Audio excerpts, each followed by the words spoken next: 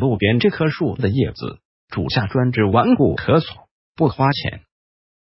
大家好，我是中医健康管理师文老师，我一直推崇用更健康的方式去护理身体。前些天，隔壁王阿姨来找我，王阿姨说自己咳了半个月，总是不好，白天咳嗽还好，到了晚上咳嗽更加剧烈，有时候甚至睡觉都会咳醒。我看了王阿姨的症状，其实简单的食物就能解决王阿姨这个问题。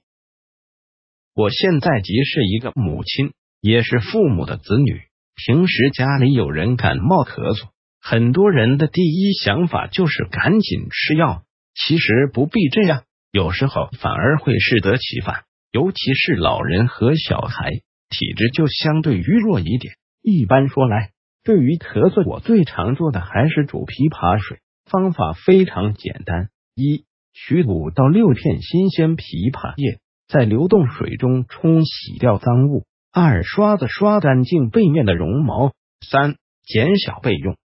四、准备1颗冰糖黄冰糖，最好将叶片剪碎，放入煮锅内，大概倒入800毫升左右的水，开大火煮。叶片煮开后，用筷子将上面浮起的叶片搅动一下，然后转为中小火。此时加入1块冰糖，煮20分钟即可。煮好后，不要马上开盖子，继续焖一会儿。5. 将枇杷叶子水倒出，此时还是茶色的，过一会儿就变成酒红色。